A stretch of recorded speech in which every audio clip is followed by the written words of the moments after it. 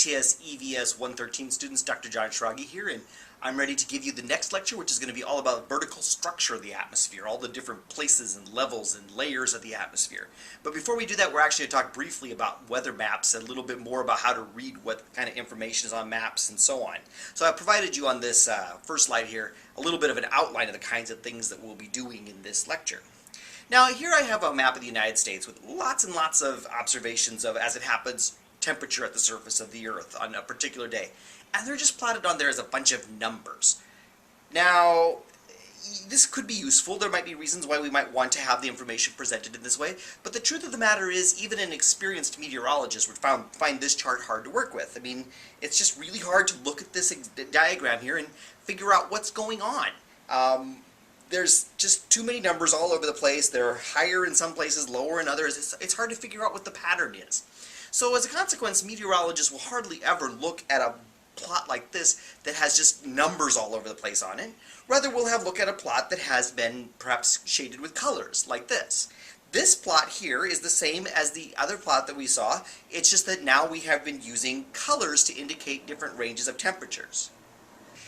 Now on each of these regions of the plot, a color represents some range of temperatures. Now, somehow or other in the final version of this PowerPoint, the key for this plot got cut off, but you understand how these kind of things work. Maybe yellow is from 60 to 65 degrees Fahrenheit, and then orange is from 65 to 70 or something like that. We could probably figure it out if we examined it a little more closely, but you understand how these kind of plots work, and this makes it very clear. Oh, look, the highest temperatures are in like Arizona, and then there's another region of very high temperatures in southwest Kansas and so on, and oh, there's cooler temperatures up by the Great Lakes and the Pacific Northwest, and suddenly the whole thing is very clear.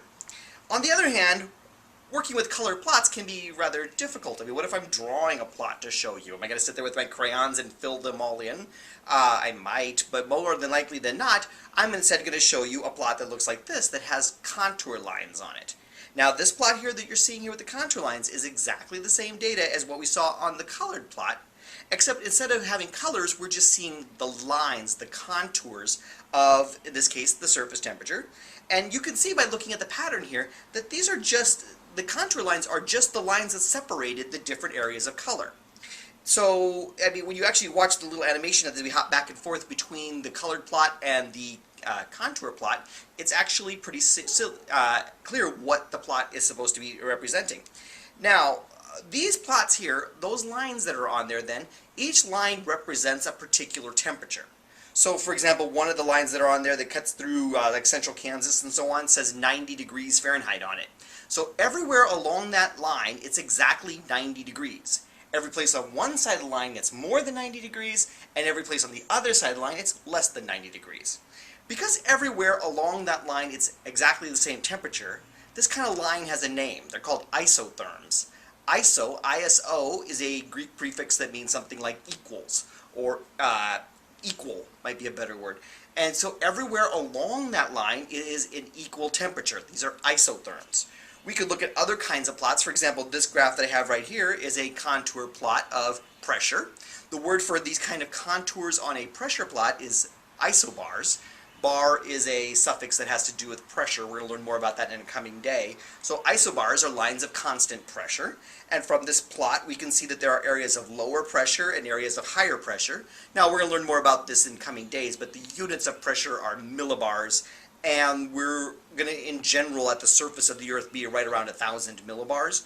So you can see, like, for example, there's an area of low pressure in northern Illinois with a pressure of about 988 millibars. And then you can see these different isobars as we get to 992, 1,000 millibars, 1,004. We happen in this plot to be contouring every 4 millibars. I wanted to go ahead and just show you here, though, the connection between this and the colors. Again, I didn't do the whole plot this time. I just did this in a drawing software.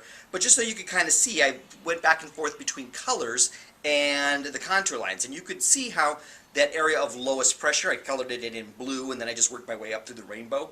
And you can see how those contour lines are just sort of the boundaries between areas of different color, representing different ranges of pressure. Hey, but you know what? Whenever you look at any of these maps here, whether they're isobars showing maps of pressure, or isotherms, the contour lines on a map of temperature, you might have noticed that they all have this sort of little time and date code up there in the top right-hand corner. Whenever you're working with meteorological information, the time that you're talking about is very important. I mean, these observations need to refer to a particular time. Well, if you take a look at that particular plot right there, 23 May 16, you probably could guess that that's May 23rd of 2016 that this plot refers to. But what is that 20Z there? Well, that 20Z is part of how we express time on a weather map. Meteorologists tend to use Greenwich Mean Time as our way of expressing time. You probably have heard of Greenwich Mean Time, or GMT, but Greenwich Mean Time is ostensibly the time at this moment in Greenwich, England. Greenwich, England is a neighborhood or a suburb or whatever you want to say of London. Happens to be where the Royal Naval Academy is, and by convention at that location, that is both the location of the prime meridian, 0 degrees longitude, and the location from which we coordinate all of our time. So see, otherwise we'd have to worry about time zones. Oh, this time we took these observations in Omaha in Central Time, but we took these observations in Philadelphia on Eastern Time, and we took these observations at some hour in Brazil on Atlantic Time. And how would we keep it straight as to all these different time zones? Meteorologists don't worry about the time zones. They think in terms of the time in Greenwich, England, the GMT time, which is sometimes also abbreviated UTC for Coordinated Universal Time. The abbreviation is actually in French. Or, more commonly in meteorology, they just abbreviate it Z for Zulu time. There are slight differences between Zulu, UTC, and GMT, but nothing for our purposes. They're all ways of writing the time in Greenwich, England at a given time. Whenever we write the time on the charts, we're going to use a 24-hour clock. So, for example, if we're expressing the time 1830, what we're really saying is like 6:30 p.m. Okay, so 1830Z would be 6:30 p.m. in Greenwich, England. Now, if there's only 1 or 2 digits in the time, like if it just said 18Z, then that is assuming we're at the top of the hour. Like that's 18Z is like 6 o'clock. Okay. So we don't worry about the minutes then. Often it's the case, because so many types of meteorological observations are taken once an hour, often we just write 12Z, 13Z, 14Z, and that is the time, just the hour at which these observations were taken. Now, how to convert between Greenwich Mean Time and, say, Central Time in Omaha, which right away, right off the bat, I'm never going to make you on like a quiz or something like that convert for any place other than Omaha. We just had to, I can't make you memorize time zones and stuff like that. I wouldn't want to make you memorize time zones. So we're always going to be working in terms of Central Time. Now, as it happens, Omaha is in a part of the world that does daylight savings time, so it does get a hair more complicated, because Greenwich Mean Time does not do daylight savings time. So we had to keep track of whether we're talking about in the summer or in the winter. In the summer, when we're using daylight savings time, Greenwich Mean Time is 5 hours ahead of the time in Central Time in Omaha. I gave other time zones in case you happen to be from another part of the country and you're curious how this works. Meanwhile, in the winter time, when we are on Standard Time, Greenwich Mean Time is 6 hours ahead of Omaha. But you have to also keep track of the date. If it is past midnight already in Greenwich, England, then you do have to advance the date. So if it is 7 o'clock at night in Omaha in the winter, when we add 6 hours to that, it is 1 o'clock in the morning on the next day already in Greenwich, England. So let's work through an example here. Let's say you had a map that read 16Z on July 1st. Okay, that is clearly in the summer, so we're going to be using the daylight savings time rule. We're only 5 hours behind Greenwich Mean Time. So in Omaha, an observation that was labeled 16Z on July 1st would actually be at 11 o'clock in the morning. 16 minus 5 is 11 o'clock in the morning on July 1st. Greenwich and Omaha are on the same day at that time.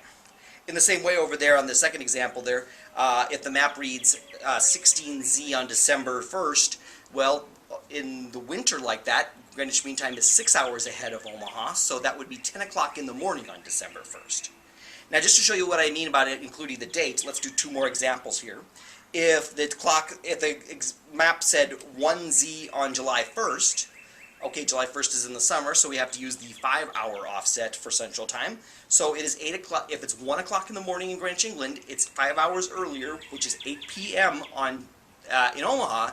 And if it's already July 1st in Greenwich, England, it's still June 30th in Omaha. Or that other example there for the winter semester, if the map reads 1Z on December 1st, Well, it's December, it's winter, so we are 6 hours off. If 1Z already if it's 1 o'clock in the morning in Greenwich, England, it's 7 o'clock at night in Omaha the previous day. So if it's already 1 o'clock in the morning on December 1st in Greenwich, England, it is 7 o'clock p.m. in Omaha. All right, so then on the next example, suppose it is 9 p.m. on July 1st in Omaha. Well, in July, we should be going 5 hours ahead for Greenwich Mean Time, so that is 2Z on July 2nd. Or if it's 9 p.m. on December 1st in Omaha, that is the 3Z on December 2nd. So you do need to be able to convert these guys, like something like that.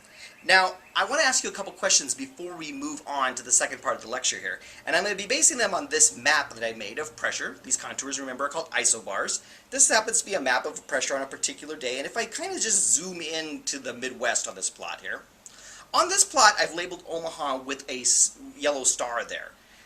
And notice that there's some isobars on the plot showing 1,004, 1,008, 1,012, 1,016, and 1,020 millibars. On this plot, what is the pressure in Omaha at this time? 1,015, 1,016, 1,017, or 1,020 millibars.